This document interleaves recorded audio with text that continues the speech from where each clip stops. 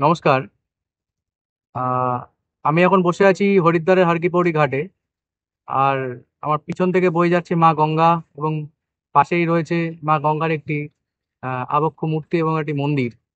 তো মা গঙ্গাকে দেখলে আমরা বারবারই অনেক ভাবুক হয়ে যায়। বাঙালিরা গঙ্গাকে এক এক রূপে দেখেছে, এবং হরিদ্বার যেখানে মা গঙ্গার পার্বত্য প্রবাহ শেষ হচ্ছে, সেখানে মা গঙ্গার এক অন্য রূপ। তো মা গঙ্গাকে আমরা চিনি একরকম ভাবে, কিন্তু তার গল্পটা খানিকটা অন্যরকম, যার গল্পটা আমরা অনেকেই জানি না। মা গঙ্গার একটি অনেক বড় ইতিহাস আছে, যেটা অনেকে জানে, আবার অনেকেই জানে না। যেমন আমরা অনেকেই রাজা ভগীরথের নাম শুনেছি। মা গঙ্গাকে হয়তো সেই কারণে ভাগীরথী কেন বলে সেই ঘটনাটা হয়তো অনেকে জানে, কিন্তু রাজা ভগীরথের আগেও যে একটা গল্প আছে, সেটা অনেকেই জানে না। এটাই বলার জন্য আজকে ভিডিওটা করা। তো আমার মনে হয় এই ভিডিওটা করার জন্য এর থেকে বেস্ট প্লেস বোধহয় আর কিছু হতে পারে না। কারণ হরিদ্বার, মা গঙ্গার মন্দির, তার সামনেই তারই কথা। তো মা গঙ্গার এই ভিডিওটা মানে যে কথাটা, সেই কথাটা খানিকটা রামায়ণের সাথে জড়িত, এবং রামায়ণের রামের সেই বংশের সাথেই জড়িত এটা। তো বেশি কথা না বলে আমি আসল মুদ্রাতেই ঢুকি। রামের রামেরা যে বংশের রাজা ছিলেন, ইক্ষ্বাকু বংশ বা সূর্য বংশ বা রঘু বংশ যাকে বলা হয়, সেই বংশেরই একজন রাজা ছিলেন রাজা সাগর। এবং তো রাজা সাগর রাজা সাগরের ছিল 60,000 ছেলে। তো রাজা সাগর তার ছেলেদের এবং রাজ্যের উন্নতি কামনার্থে একবার রাজ্যে অশ্বমেধ যজ্ঞ করেন।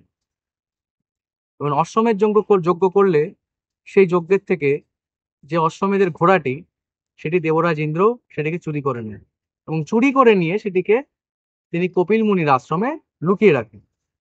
এবং কপিল মুনির আশ্রমে লুকিয়ে রাখলে সেটি যখন সেটিকে যখন খোঁজাখুঁজি শুরু হয়, তার 60,000 ছেলে মোটামুটি স্বর্গ মর্ত পাতাল চারিদিক মোটামুটি তারা তন্ন তন্ন করে ফেলে।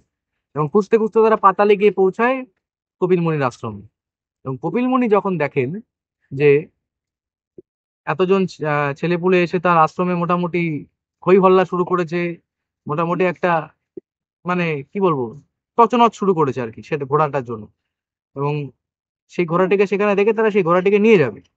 এবং কপিলমুনি সেটা বুঝতে পারলে কপিলমুনি সেটি তাদের বলে সেই ঘোড়াটি তাদের নয়, কারণ কপিলমুনি জানতেন না যে এই ঘোড়াটিকে দেবরাজ ইন্দ্র ইচ্ছা করে রেখে গেছে বা চক্রান্ত করে রেখে গেছে। যখন কপিলমুনি তাদেরকে বারণ করে, তারা সেই বারণ শোনে না, এবং তাদেরকে তখন কপিলমুনি অভিশাপ দেন।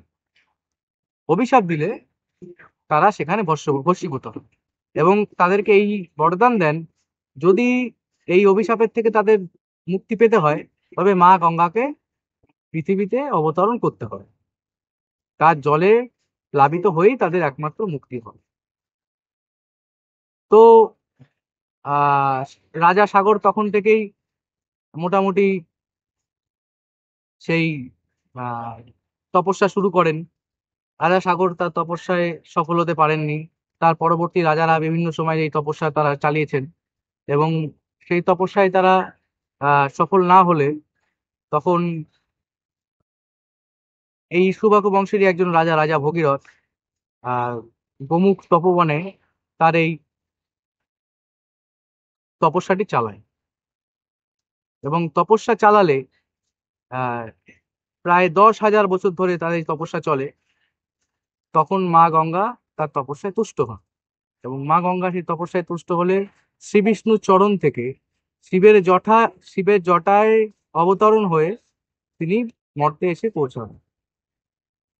এবং আমরা অনেকেই জানি যে মা গঙ্গা হয়তো শিবের চরণ থেকে পৃথিবীতে নেমেছেন, কিন্তু সেটা নয়। শিবের জটার থেকে নেমেছেন এটা নয়, কারণ মা গঙ্গার অবতরণ হয়েছে শ্রী বিষ্ণুর চরণ থেকে। এবং সেটিকে মহাদেব নিজের জটায় ধারণ করেছিলেন, যে এই নিজের চরণে, এই কারণে, কারণ মা গঙ্গার যে স্রোত, যে তীব্রতা, সেটা পৃথিবীতে যদি সরাসরি এসে পড়ে, পৃথিবী তাতে তাতে কিছু রক্ষে রক্ষে রইবে না। এই কারণের জন্য মহাদেব ব্রহ্মার অনুরোধে মা গঙ্গাকে শ্রী বিষ্ণুর চরণ থেকে নিজের জটায় ধারণ করেন। এবং তারপর মা গঙ্গা মোক্ষদায়িনী গঙ্গা, মুক্তিদায়িনী গঙ্গা, পাপহারিণী গঙ্গা, শিবের জটার থেকে গোমুখ গোমুখ হয়ে, গঙ্গোত্রী গোমুখ হয়ে আমাদের পৃথিবীতে অবতরণ করে। এবং তার পার্বত্য প্রবাহ গোমুখ থেকে হরিদ্বার অব্দি, তারপরের থেকে মা গঙ্গা সমতলে প্রবেশ করছেন এবং তার সৌন্দর্য, তার যে মহিমা, সেটাকে নিয়েই তিনি সর্বত্র চলছেন।